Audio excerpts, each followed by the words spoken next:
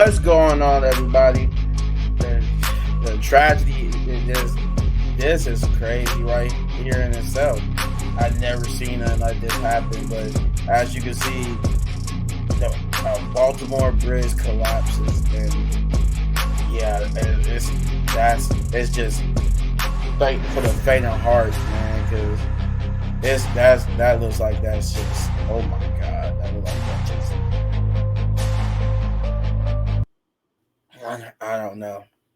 Just I was hearing about this, so we're gonna check it out and see what happened, because I never watched anything on. I just heard that the bridge collapsed. So here we go. Yeah, so Casey, according to authorities, this all happened around 1:30 a.m. Eastern time here in Baltimore. A large shipping container at that hour, it appears, based on the videos that we've seen, collided, and hearing from authorities that that shipping container collided with the one of the columns of the key bridge in Baltimore. It is, as you mentioned, a major commuter bridge, major route as you cut through Baltimore, going between, let's say, Washington and New York, all the way up the northeast. It says right there, rescue and up to 20 it appears that in the bridge collapse, you can see it in the video crumble into several pieces, and authorities think there are potentially up to 20 people in the water. They don't know. As you mentioned, there was some sort of large tractor trailer sized vehicle on the bridge at the time. But that is what emergency crews are now looking for. Anyone who is in vehicles or in the water that may have ended up down in the Patapsco River. First responders have been there at the scene. They're calling it a mass casualty event. And there's an urgent search right now, urgent rescue for any people who could be there in the water. And right now, the entire area around the bridge is shut down. There are crews not only from Baltimore, but from surrounding agencies, from federal agencies that are assisting with this, because this is a very, very serious incident and serious rescue operation that's now underway. As I mentioned before, we arrived in Baltimore a little while ago. We're probably about a quarter mile from the bridge at this point, but the area is shut down. Police have shut down the road. They're only letting those first responder vehicles, understandably, come in and out because the water there in the Patapsco River is roughly 48 degrees based on some of the data that we have found online. It's cold water. People who end up submerged in that water would likely have 1 to 3 hours where they could survive in temperatures like that. And so crews are desperately trying to get people out as quickly as possible. Just doing the rough math, it has been roughly 3.5 hours since this all started, Casey. And so really for the crews, if they believe at this hour, which we think they do, that there could still be people in the water, the clock is really ticking. And so they have divers in the water. They are trying to locate people. We know that the mayor, Brandon Scott, a couple hours ago, that this was a significant event, that he was en route to it, that the governor of Maryland was aware as well, and that they were working with these various other agencies to work on this rescue operation. Obviously, the sun is soon to come up here in Baltimore. It's going to be another day for commuters where this is going to create serious problems across this area here in Baltimore and have implications all the way likely from DC up to, the Philadelphia area and maybe even beyond that. But that's really forward thinking at this point.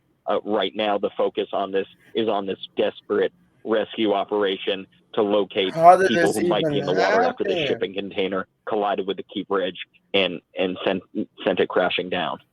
Yeah, no, absolutely critical to focus on that at this point. And Gabe, we also have this just in.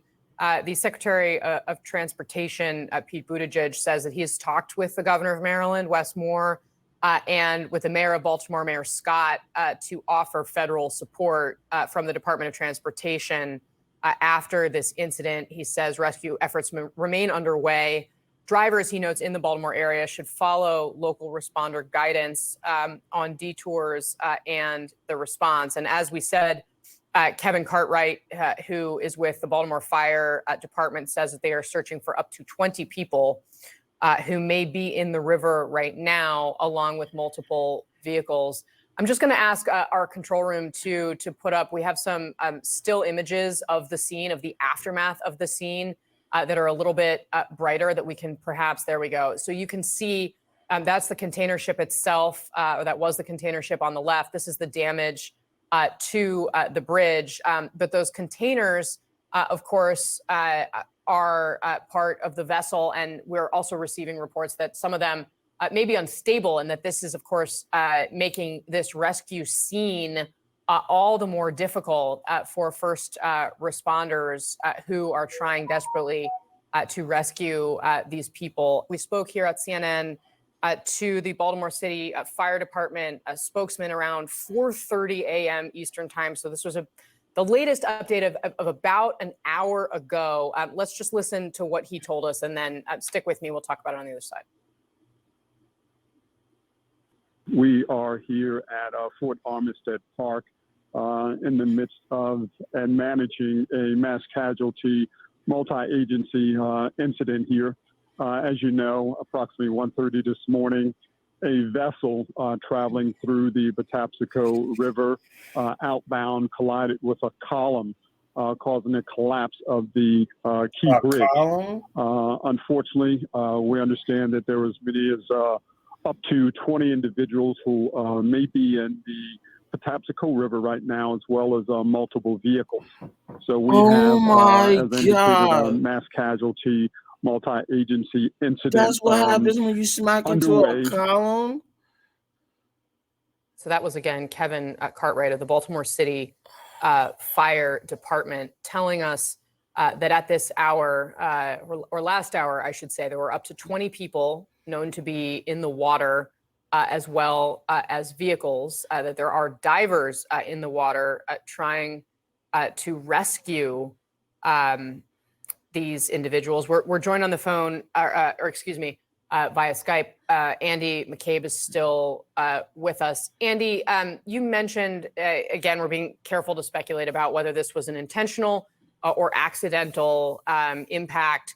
And you did talk about sort of the follow-on effects, but when they're trying to figure out actually how this occurred, what sort of data tends to be available in these investigations? I mean, are they looking at computers on the ship?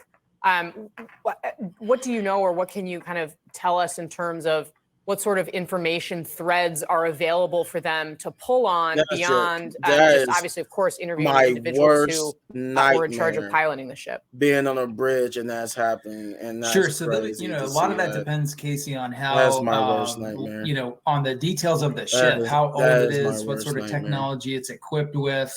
So that's going to really set the table in terms of what sort of information or data you have to work with. But you can imagine the entire kind of scope of GPS data and systems data that really will show you exactly when the ship was last kind of put on the course that brought it to impacting that column. The number of people who were involved in piloting the ship at the time, the sort of inputs that those folks were delivering into those systems to steer the ship. There's that can vary greatly. If this is like a really old vessel that's in a state of disrepair and hasn't been kind of updated, that data could be pretty rudimentary. But any sort of inputs that go into that system, if it's on a set course that had been planned out, sometime before, it looks less likely that someone at the last second took it off course and into that column. So those are kind of some of the systems that they'll be looking for to see if they even exist on the boat before they find out what sort of data they have. But again, those people who are at the controls of those systems are going to be your best resource. And what they really need right now is some cooperation and some kind of, really solid interview feedback from those folks. That was crazy. Oh,